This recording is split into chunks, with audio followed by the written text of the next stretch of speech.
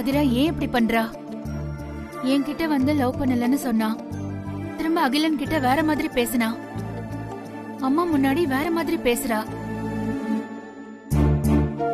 இவளை நம்பி இந்த காரியத்துல இறங்கலாமா வேண்டாமான்னு தெரியலையே. அம்மா. சொல்லு சரண்யா. என்னன்னு சொல்றதுமா, நானே என் தம்பி வாழ்க்கையை நினைச்சு கலங்கி போயிருக்கேன். என் கண்ணு முன்னாடியே என் தம்பி வாழ்க்கை நாசமா போறத பாத்துட்டு நான் எப்படிமா சும்மா இருக்கிறது? ஏன் சரண்யா அப்படி பேசுற?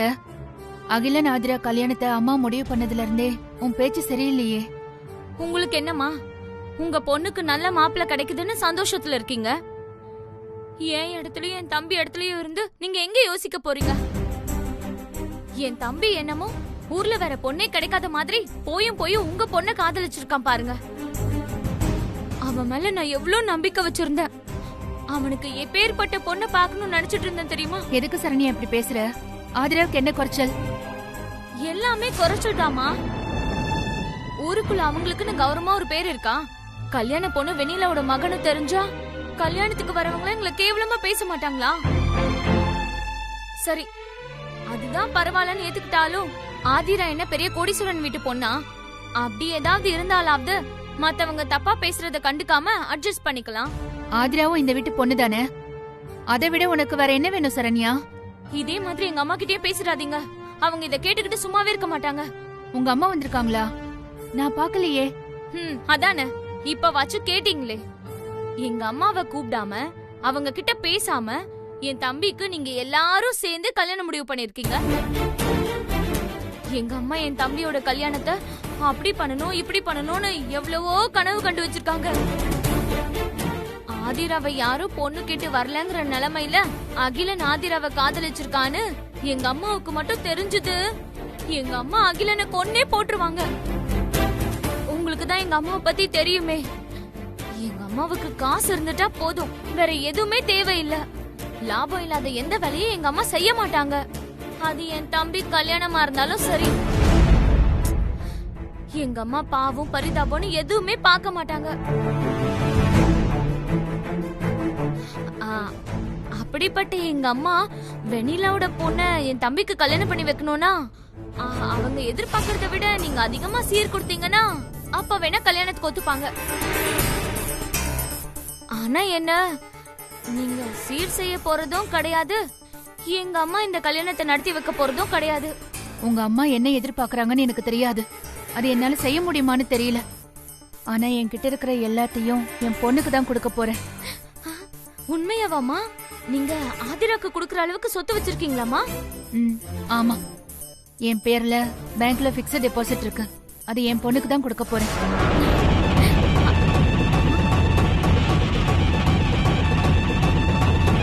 நீங்க கொடுப்பீங்கம்மா. ஆனா நீங்க குடுக்கறது சாரதா அத்தைக்கு தெரிஞ்சது அவ்வளவுதான். என்னையும் எங்க அம்மாவோட சேர்த்து வீட்டுக்கு அனுப்பிச்சிருவாங்க. நான் வரதட்சணை கேட்டேன்னு தப்பா புரிஞ்சுக்கிட்டு என்ன அடிச்சாலும் அடிச்சிருவாங்க. இல்ல இல்ல, இத பத்தி நான் யார்கிட்டயும் பேச மாட்டேன். அது தெரிஞ்சா இந்த கல்யாணமே நடக்காது. அது மட்டும் ஞாபகம் வச்சுக்கோங்க, சரியா? சரண்யா, அதான் நான் சொல்றேன்ல, நான் யார்கிட்டயும் சொல்ல மாட்டேன். இன்னொரு தடவை சொல்றமா, நல்லா ஞாபகம் வச்சுக்கோங்க. தப்பி தவறி கூட இந்த விஷயம் யாருக்காவது தெரிஞ்சதுன்னா அதுக்கப்புறம் இந்த கல்யாணமே நின்னு போயிடும். கல்யாணம் நின்னு போயிடுச்சுன்னா அப்புறம் நமக்கு பெரிய அவமானம் தானே. அதுக்கப்புறம் ஆதிராவுக்கு எப்பவுமே கல்யாணமே நடக்காது. நான் சொல்றது புரியுதுலம்மா? சரண்யா, நீ இத பத்தி இனிமே யோசிக்காத, மறந்துரு. நான் என்னோட பிக்ஸட் டெபாசிட்டை எடுத்து அப்படியே கொடுக்கறேன்.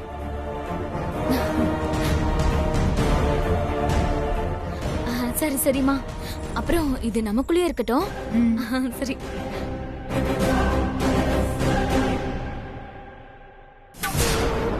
ஐயோ ஐயோ ஐயோ, இந்த சரண்யா எவ்வளவு அப்பாவினே நினைச்சிட்டு இருந்த.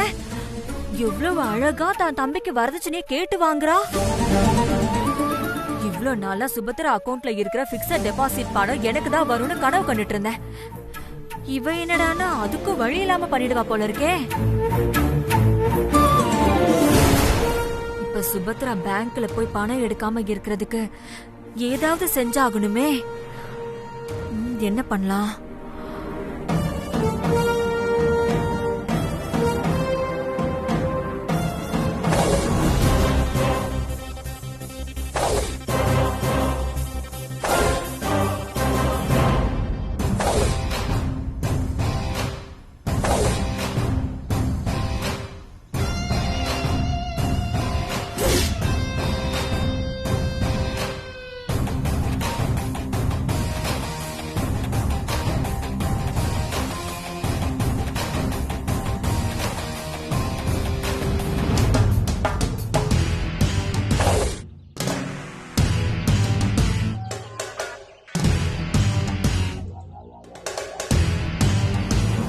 என்ன சுப்பிரமணி இவ்வளவு தூரம் வந்திருக்க? என் மாடு இன்னைக்கு தான் கண்ணு போட்டுச்சுங்கம்மா. மாட்டையும் கண்ணையும் பிரிச்சு பூபதி மாட்டை ஓட்டிட்டு வந்துட்டாமா. ஓஹோ, அப்படியா பூபதி? நான் தான் ஓட்டிக்கிட்டு வர சொன்னேன். அம்மா, பின்ன என்ன சுப்பிரமணி, நீ காசை வாங்குற அன்னைக்கு என்ன வந்து பார்த்த, அதுக்கு பிறகு அசலும் வரல வட்டியும் வரல. இந்த பக்கம் நீ எட்டி கூட பார்த்ததில்ல. இன்னைக்கு மாட்டை ஓட்டிக்கிட்டு வரங்காட்டியும் தானே என்ற வீட்டுக்கு உனக்கு வழி தெரிஞ்சிருக்கு. அம்மா, இந்த வாட்டி என் சம்சாரத்துக்கு உடம்பு சரியில்லை. பிள்ளைங்க படிப்பு செலவு அது இதுன்னு செலவு அதிகமாயிடுச்சுமா. அதனால தாம்மா வட்டி கொடுக்க முடியல. மாட்டையும் கண்ணையும் பிரிக்காதீங்கம்மா. ஒரு 10 நாள் எப்படியாவது கொடுத்துட்றேம்மா. அடடா, இன்னைக்கு நான் உன்னை பார்த்து பாவம் பட்டா நாளைக்கு என்ன பார்த்து 6 பாவம் படுவாங்க சுப்பிரமணி. ஒரு வேலை பண்ணு, நாளைக்கு 1.5 நிலத்து பத்திரத்தை கொண்டாந்து அடமானம் போட்டு கொடுத்துட்டு 1.5 மாட்டை ஓட்டிக்கிட்டு போ. அம்மா, வெறும் 50,000 ரூபாய்க்கு தோட்டத்தை எழுதி கேக்குறீங்களேம்மா? அதுவும் சரிதான், வெறும் 50,000 ரூபாய் தானே. பணத்தை கொண்டாந்து வச்சுட்டு மாட்டை ஓட்டிக்கிட்டு போ. அம்மா, மன்னிச்சிருங்கம்மா. இன்னும் 10 நாள்ல எப்படியாவது வட்டியை கொண்டு வந்து கொடுத்துட்றோம்மா. என்றா பூபதி, 10 நாளைக்கு கண்ணுக்குட்டி பாலை குடிக்காம இருந்தா மாடு தாங்குமாடா? தாங்காதுங்கம்மா. சரிங்கம்மா, காலையில பத்திரத்தோட வந்துடுறோம்மா. நேரா பத்திரத்தோட பத்திர ஆபீஸுக்கு வந்துடணும், புரிஞ்சுச்சா? ம், சரிங்கம்மா. வரோம்மா. 1.5 மாட்டை ஓட்டிக்கிட்டு போ. சரிங்கம்மா.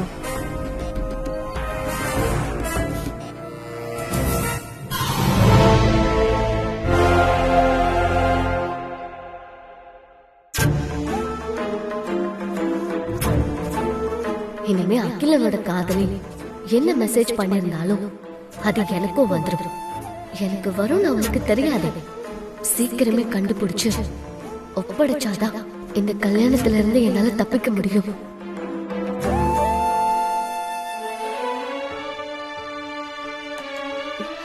அம்மா, உங்களுக்கு தூக்கம் வரலனா நம்ம 2 பேரும் பேசிட்டு இருக்கலாமா? எனக்கு தூக்கம் வருது.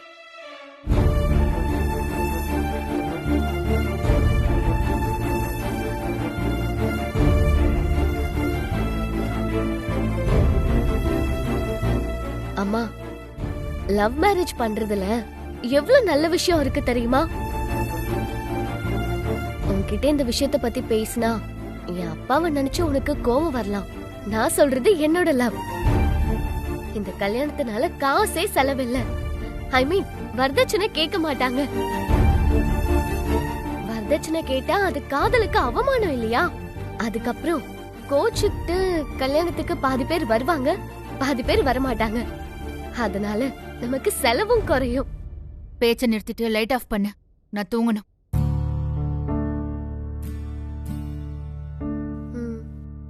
ஓகே.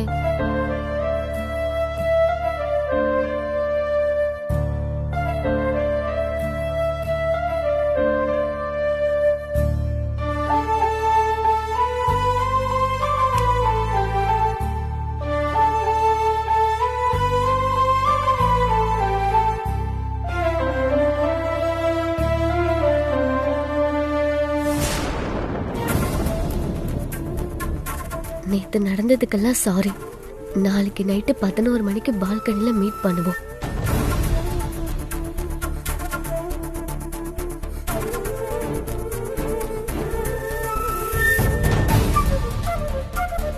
அகிலன் கூட சேட் பண்ணிட்டு இருக்கா போல.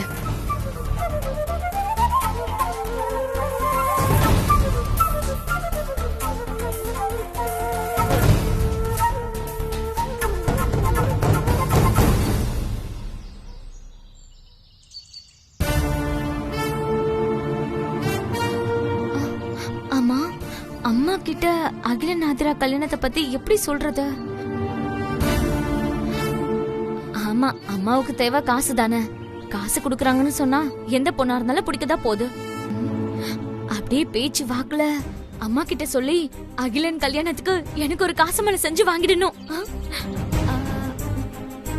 அது சரி, நான் பாரு யார்கிட்ட போய் கேட்கலான்னு யோசிக்கிறேன். எங்க அம்மா கிட்ட இருந்து ஒரு வெள்ளி காசு கூட வாங்க முடியாது. இதுல தங்கத்துல காசு மாலையா?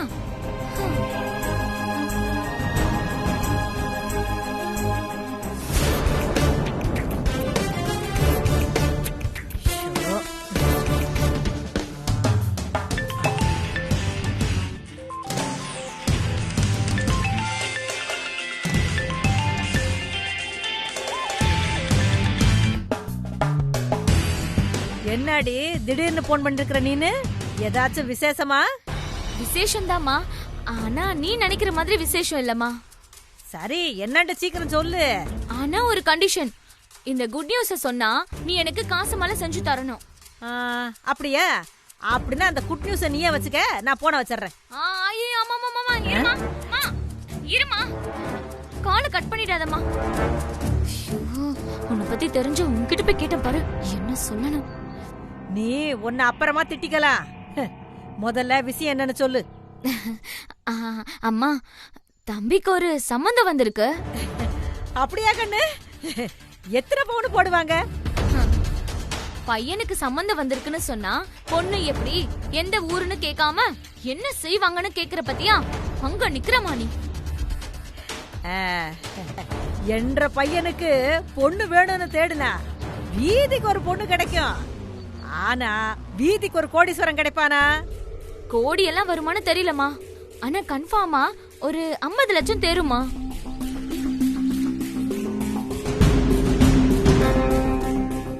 பொண்ணு வேற யாரும் இல்லம்மா, நம்ம சாரதா அத்தையோட மூத்த மகன் மதியழகன் மாமாவோட பொண்ணு ஆதிராதா. இந்த வீட்டோட மூத்த பேத்தி. இந்த பாரு சரண்யா, ஒன்ற மாமியாரு வரதட்சணை வாங்க மாட்டேன்னு சொன்னங்காட்டியிருந்தா ஒன்னவே அந்த வீட்டுல கொடுத்தேன். அப்படி இருக்கிறவங்க அவங்க பேத்திக்கு சீதனம் கொடுப்பாங்களா என்ன? அவங்க தரமாட்டாங்கம்மா, ஆனா சுபத்ரமா தருவாங்க. என்ன நடந்துச்சுன்னா,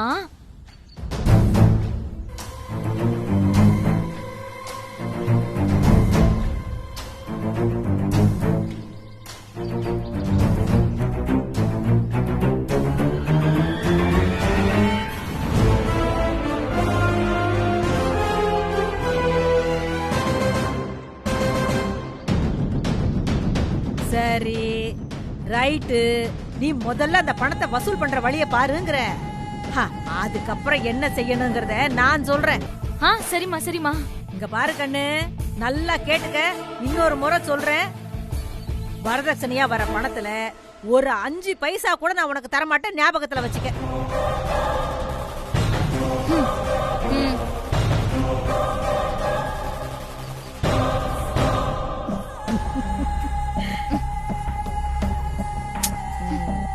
சாரதாமா விட்டு பேத்தி என்ற விட்டு மருமவ. கேட்கவே நல்லா இருக்கு. இப்ப என்ன செய்யறது? திரும்பவும் போய் சுபத்ரமா கிட்ட கேட்கலாமா? அழுத பிள்ளைக்குதான் பாலுன்னு நீ கேள்விப்பட்டது இல்லையா? நீ கேட்காம வரதட்சணை எப்படி கிடைக்கும் சரண்யா? வரதட்சணையா? யாருக்கு வரதட்சணா? நீ நடிக்காத. ஆக்டிங்ல நான் உன்னை விட சீனியர், ஞாபகம் வச்சு. சரி அண்ணி, உங்ககிட்ட மறைக்க என்ன இருக்கு? எங்க அம்மாவை பத்தி தான் உங்களுக்கு தெரியும்ல அண்ணி. காசுனா என்ன வேணாலும் செய்வாங்க. பெத்த மகனா எனக்கு கூட ₹1 செலவு பண்ணாது. இதுல இன்னொருத்தர் வீட்டு பொண்ண எப்படி ஓசில கல்யாணம் பண்ணிட்டு வரும்? அதுக்கு தான் சுபத்ரமா கிட்ட வரதட்சணை கேட்டேன். சுபத்ரமாவும் அவங்க பிக்ஸட் டெபாசிட்ல இருந்து தரேன்னு சொல்லிருக்காங்க. அண்ணி, இந்த விஷயத்த உங்க அம்மா கிட்ட மட்டும் சொல்லிடாதீங்க அண்ணி. இதெல்லாம் தெரிஞ்ச அத்தை என்ன வீட்டை விட்டு அனுப்பிடுவாங்க. கண்டிப்பா நான் எங்க அம்மா கிட்ட சொல்ல மாட்டேன், நீ பயப்படாத. ஆனா சுபத்ரா பணம் கொடுப்பான்னு நீயே ஒரு முடிவுக்கு வந்துடாத. அவ உன்கிட்ட கொடுத்தாதானே நிஜம். அது இல்ல அண்ணி, பணத்தை எடுத்துட்டு வரதா சுபத்ரமா பேங்க்குக்கு போயிருக்காங்க. நடக்காத இந்த கல்யாணத்துக்கு வரதட்சணை வரையா? சுபத்ராமாவை தடுக்கணுமே. சுபத்ரா மட்டும் அவ்வளவு பணத்தை வச்சுக்கிட்டு என்ன பண்ண போறா? அகிலனுக்கு கொடுத்தாலாவது ஏதாவது தொழில் பண்ணி சம்பாதிப்பான்ல. ஆமா அண்ணி, அதுக்கு தான் நானும் கேட்டிருக்கேன். என்ன கரெக்டா புரிஞ்சிருக்கீங்க அண்ணி. Thank you so much.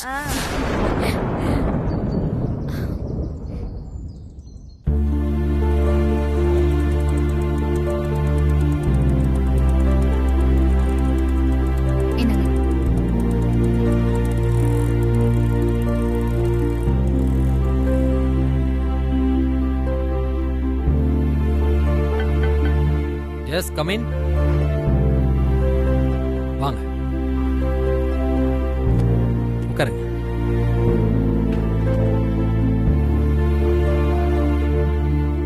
சரி, என் பேரு சுபத்ரா. நான் என்னோட பிக்ஸட் டெபாசிட்டை எடுக்கலான்னு வந்திருக்கேன். சுபத்ரானா சாரதா மகன் சுபத்ராவா? ஆமா சார். என்ன மேடம் காமெடி பண்றீங்களா?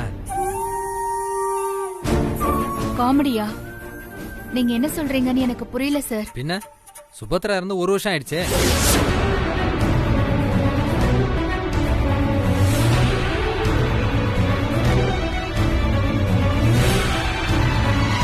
என்ன, நான் செத்து போயிட்டேனா?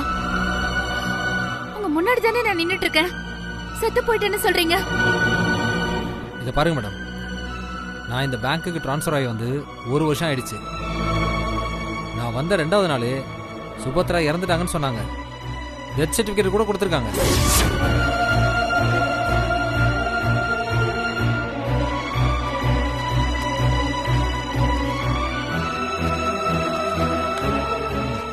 பாருங்க, நீங்களே பாருங்க.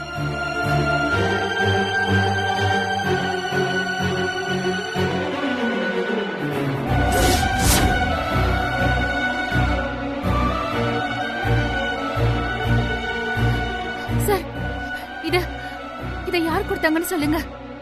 நான் உயிரோட இருக்கும் போதே என் கையில என்னோட டெத் சர்டிபிகேட்டை கொடுத்து நான் செத்து போயிட்டேன்னு சொல்றீங்க. இப்ப சுபத்ரா இறந்துட்டாங்க அப்படிங்கறதுக்கு என்கிட்ட ப்ரூஃப் இருக்குல்ல. அதே மாதிரி நீங்க தான் சுபத்ராங்கிறதுக்கு ப்ரூஃப் கொடுங்க. சார், சொல்றது புரிஞ்சுக்கோங்க சார். நான் தான் உயிரோட உங்க முன்னாடி நிக்கிறேனே. ப்ரூஃப்னா நான் இதுக்கு மேல என்ன ப்ரூஃப் கொடுக்கறது? என் நிலைமையை கொஞ்சம் புரிஞ்சுக்கோங்க. எனக்கு அந்த பணம் இப்ப ரொம்ப அர்ஜென்ட். அடுத்த வாரம் என் பொண்ணோட கல்யாணம். பொண்ணா? சுபத்ராவுக்கு குழந்தை இல்லைன்னு தானே கேள்விப்பட்டேன். உங்க பேச்சை நான் நம்புறதா இல்ல. கிளம்புங்க. நீங்க தான் சுபத்ராங்கிறதுக்கு ப்ரூஃப் கொண்டு வாங்க. Sir sir sir please sir. தயவு செஞ்சு கிளம்புங்கம்மா. என் டைம் வேஸ்ட் பண்ணாதீங்க. Sir, security. Sir sir please sir. Sir, இவங்களை வெளியே போக சொல்லுங்க. மா வெளியே வாங்க.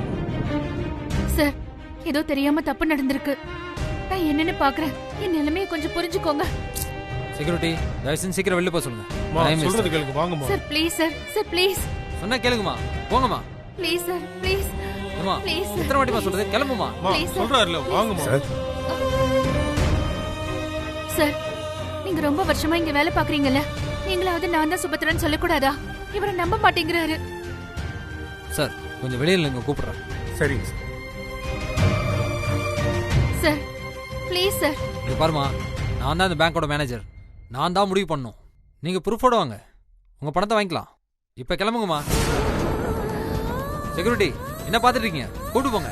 சார், வாங்கம்மா. நான் சொல்றது Please, கொஞ்சம்.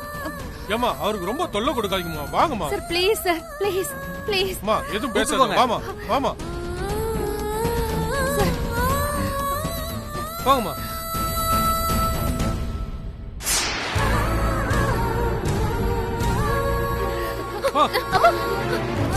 அம்மா, ஒண்ணும் இல்ல. ஹேய், படிச்சவங்க தானே நீங்களா? மனுஷத்தனமே இல்லாம இப்படி இழுத்துட்டு வந்து வெளியே தள்ளுறீங்க. உங்ககிட்ட எல்லாம் பேசி பிரயோஜனம் இல்ல. நான் போலீஸ் கிட்ட கம்ப்ளைண்ட் கொடுக்கறேங்க. தாராளமா கொடுங்க, நானும் கம்ப்ளைண்ட் கொடுக்குறேன். காலங்காத்தால பேங்க்குக்கு வந்து ப்ரூஃப் இல்லாம பணம் கேட்டு திருட்டுத்தனம் பண்ண பார்த்தாங்கன்னு போலீஸ் அரெஸ்ட் பண்ண சொல்லி விசாரிக்க சொல்றேன். அப்பதானே உண்மையெல்லாம் வெளியில வரும். அடுத்தவங்க பணத்துக்கு ஆசைப்படுறதெல்லாம் ஒரு பொழப்பு. அதுக்கு நீ சப்போர்ட் வேற பண்ணிட்டு வர. ஏய், ஆதிரா,